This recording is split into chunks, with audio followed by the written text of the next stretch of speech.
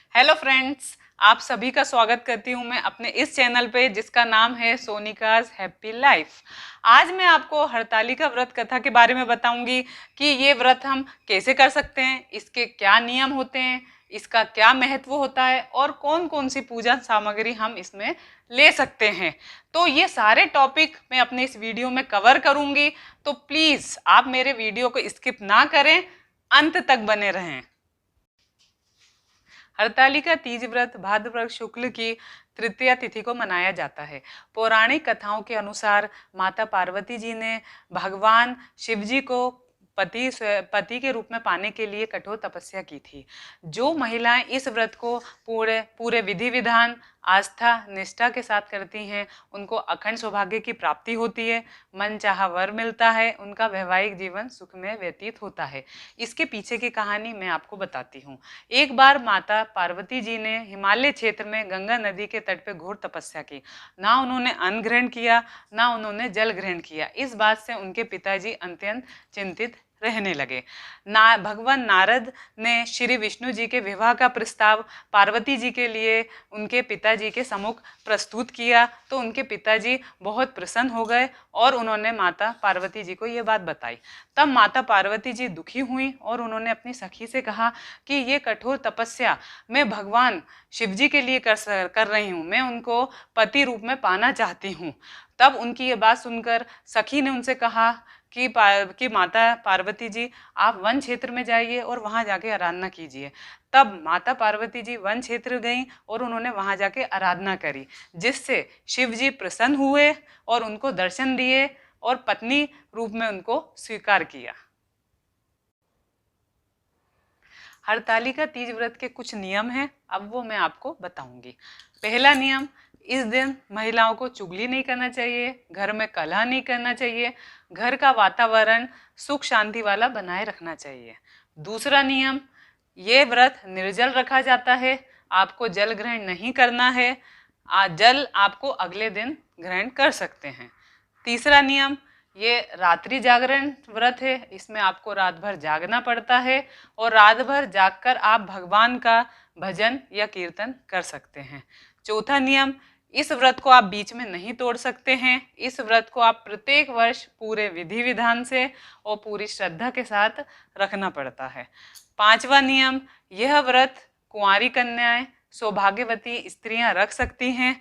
शास्त्रों के अनुसार विधवा महिलाएं भी इस व्रत को रख सकती हैं। हाँ, और जो महिलाएं गर्भवती हैं या जिनका स्वास्थ्य ठीक नहीं रहता है, वो इस दिन फ्रूट्स या जूस ले सकती हैं। बस यह व्रत पूर्ण विधि विधान निष्ठा और आस्था के साथ आप करिए तो आपको फल जरूर मिलेगा। अब मैं पूजा सामग्री के विषय में आपको बताऊंगी।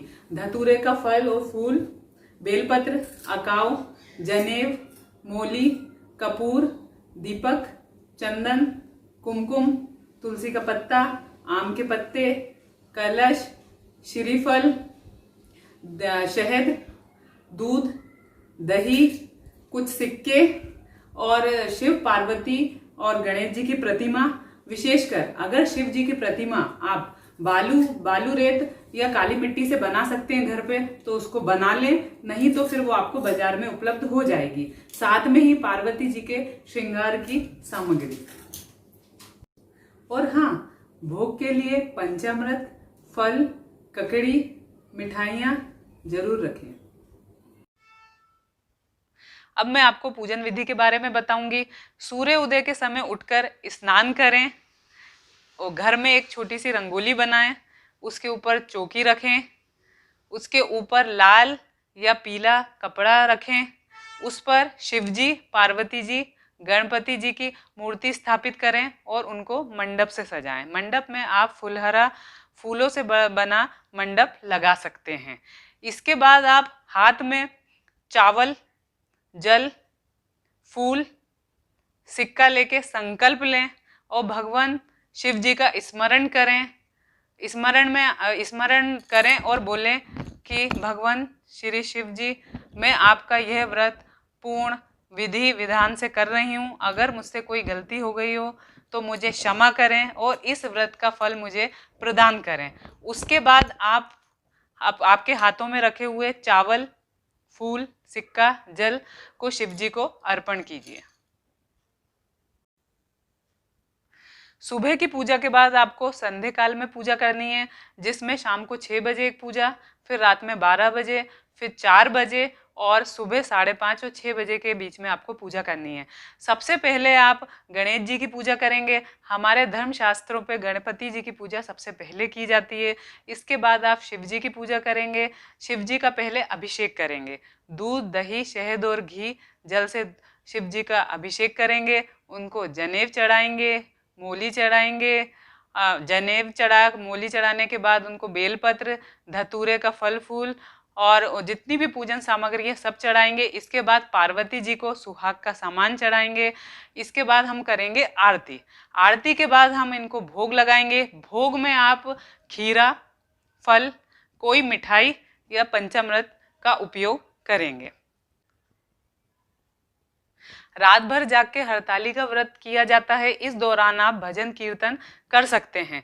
सुबह पूजा के बाद हम पार्वती जी को सिंदूर लगाते हैं और सारी सामग्री को बहते हुए जल या नदी में विसर्जित करते हैं। उसके बाद हम प्रसाद ग्रहण करते हैं और अब हम व्रत को खोल सकते हैं। ये थी मेरी हरतालिका व्रत से जुड़ी कुछ जानकारियां। अगर आपको मेरे वीडियोस पसंद आते हैं तो इनको लाइक करें, सब्सक्राइब करें और अपना फीडबैक जरूर दें। तो मिलते हैं मेरे नेक्स्ट वीडियो में। Thanks for your time.